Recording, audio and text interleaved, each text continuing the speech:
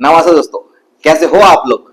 I hope आप अच्छे होंगे, मस्त होंगे। दोस्तों आज की इस वीडियो के अंदर हम बात करेंगे कि जब हम लोग शेयर मार्केट के अंदर उतरते हैं तो हमारे पास में हमारा सेल्फ कॉन्फिडेंस एंड रिचर्स होना बहुत ज्यादा जरूरी है ना। हम कहीं से सुनी सुनाई बातों पर विश्वास करके अगर मार्केट के अंदर पैसा लगाएंगे तो ये बात फिक्स है कि हमारा नुकसान होगा। आजकल आपको पता होगा कि गोल्ड और सिल्वर का भाव आसमान छू रहा है, जिसमें लोग बता रहे कि वो तो 5 लाख जाएगा, 4 लाख जाएगा, 3 लाख जाएगा, ऐसे। तो उनकी बातों पर विश्वास करके अगर आप लोग पैसा लगाएंगे किसी भी स्टॉक के अंदर, किसी भी वॉट एवर गोल्ड के अंदर या फिर सिल्वर के अंदर, तो निश्चित है कि आपका नुकसान तय है। क्योंकि किसी भी स्टॉक के अंदर, किसी फंड के अंदर पैसा लगाने से पहले अपना रिसर्च बहुत जरूरी होता है ना। तो आज की इस वीडियो के अंदर मैं आपको बताने वाला हूं कि कैसे हम लोग रिसर्च कर सकते हैं किसी पर्टिकुलर स्टॉक का। कई सी बातें सुनकर हमको पैसा नहीं लगाना है। 100 बात की एक बात, किसी की भी बातों के अंदर नहीं आना है। गोल्ड का भाव उतना जाएगा या फिर सिल्वर का भाव उतना जाएगा, या फिर आज तो गिरने वाला, या फिर आज तो और चढ़ेगा, आप होल्ड करके रखो, ऐसी बातों के ऊपर विश्वास नहीं करना। अपना खुद का रिसर्च होना बहुत ज्यादा जरूरी है। हमको खुद एनालाइज करना आना चाहिए किसी भी स्टॉक के बारे में, किसी भी silver gold what ever commodity market के अंदर हमको रिसर्च करना बहुत ज्यादा जरूरी होता है। आप जिसके भी अंदर पैसा लगा रहे हैं, जिस चीज के अंदर पैसा लगाया, उसके प्रति आपका नॉलेज बहुत ज्यादा जरूरी होता है। तो आज की इस वीडियो के अंदर हम बात करेंगे पर्टिकुलर स्टॉक के बारे में रिसर्च करना, कि किसी भी स्टॉक के अंदर जब हम लोग पैसा लगाने जाते हैं तो हमको कौन कौन सी बातें ध्यान में रखनी पड़ती है ना। तो चलिए शुरू करते हैं आज की इस वीडियो को। मैं आपको बताता हूं एक एक करके सारी बातें। देखिए, किसी भी स्टॉक के अंदर पैसा लगाने से पहले आपको क्या करना है कि आपका जो सेक्टर्स है उस सेक्टर को आपको सिलेक्ट करना है कि आप कौन से सेक्टर के अंदर पैसा लगाना चाहते हैं। आपको क्या लगता है कि आने वाले टाइम के अंदर, आने वाले 3 साल, 5 साल, 10 साल के अंदर कौन सा सेक्टर ग्रो करेगा?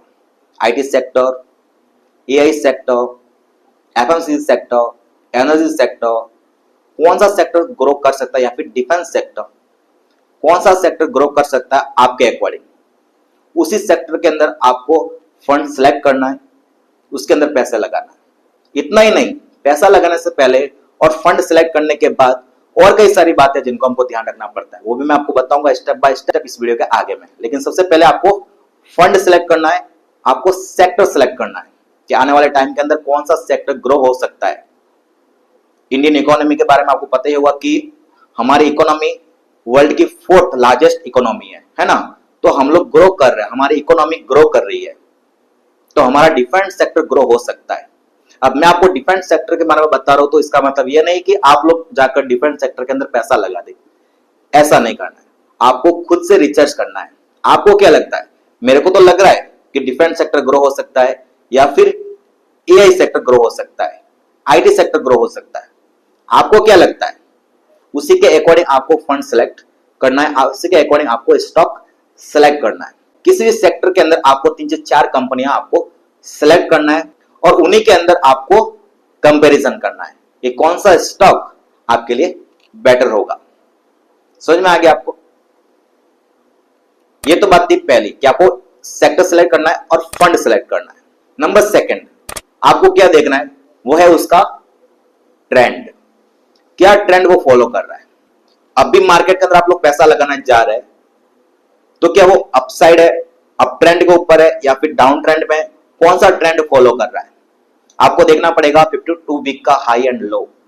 ठीक है, 52 हफ्तों का हाई और 52 हफ्तों का लो आपको देखना है। अगर हाई के ऊपर है तो आपको थोड़ा सा वेट करना चाहिए, जब वो नीचे आएगा तब आपको पैसा लगाना चाहिए।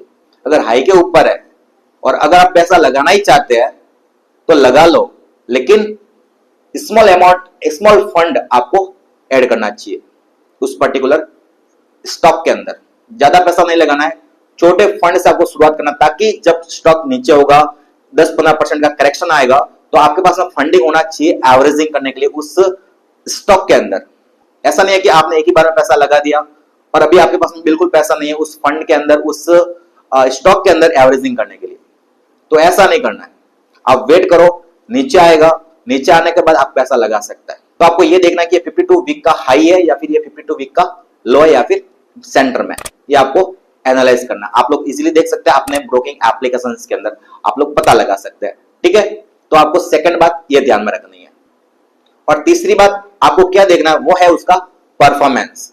जो भी स्टॉक आपने सेलेक्ट किया है उस स्टॉक का आपको देखना है परफॉर्मेंस। लास्ट 3 साल के अंदर, लास्ट 5 साल के अंदर उसका परफॉर्मेंस कैसा है, ठीक है, आपको ये देखना है। ये देखने के बाद ही आपको पैसा लगाना चाहिए, वो भी थोड़ा थोड़ा करके। किसी भी स्टॉक के अंदर एक ही बार में आपको पैसा नहीं लगाना है, थोड़ा थोड़ा करके हमेशा लगाना चाहिए। एक ही बार में आप लगाएंगे 1 लाख रुपया या फिर 2 लाख रुपया, उसके बाद में अगर करेक्शन आता है, अगर करेक्शन आता है, करेक्शन आएगा, 100% करेक्शन आएगा। कोई भी स्टॉक ऐसा नहीं है तो डायरेक्ट ऊपर जाएगा, ऐसा नहीं है, वो स्टेप बाय स्टेप ऊपर जाता है, ठीक है। तो आपको वेट करना है, ठीक है। आपको एवरेजिंग का फंडा समझना चाहिए। एवरेजिंग करना बहुत ज्यादा जरूरी होता है किसी भी स्टॉक के अंदर या फिर किसी भी म्यूचुअल फंड के अंदर। एवरेजिंग करना बहुत ज्यादा जरूरी है, ठीक है। और आपको लंबे समय तक होल्ड करना जरूरी है, बिकॉज कम टाइम के अंदर आपका पैसा कंपाउंड नहीं होगा, ठीक है। कंपाउंडिंग का मजा अगर आपको लेना है तो आपको लंबे समय तक आपको उस स्टॉक के अंदर बने रहना पड़ेगा, ठीक है। ऐसी कोई भी कंपनी आपको सिलेक्ट नहीं करना है जो आने वाले टाइम के अंदर ग्रो ना हो। ऐसी कंपनी आपको सिलेक्ट नहीं करना चाहिए। एक ऐसी कंपनी, एक ऐसी फंड, एक ऐसा स्टॉक आपको सिलेक्ट करना है जो आने वाले 5 साल 10 साल के अंदर अच्छा परफॉर्म करके आपको दे, आपके पैसों को अच्छा खासा ग्रो करे, है ना। वैसे तो अगर पैसा आपको 5% और 7% ग्रो करना है तो आप एफडी भी कर सकते हैं, लेकिन हम ऐसा नहीं करना चाहते क्योंकि इतना तो इन्फ्लेशन भी है। हमको 12% से 15% तक का हमको एनुअल इंटरेस्ट आना चाहिए अपने इनकम के ऊपर, मेरे इन्वेस्टमेंट के ऊपर, है ना। तो उसके लिए हमको होल्ड करके रखना बहुत ज्यादा जरूरी है। आगे सुन में, तो बस ये 3 से 4 बातें जो किसी भी स्टॉक को सिलेक्ट करने से पहले आपको ध्यान रखना पड़ता है। मेरी बातें सुनकर आपको पैसे नहीं लगाना, आपको खुद से भी रिसर्च करना बहुत ज्यादा जरूरी होता है। आगे समझ में, धन्यवाद।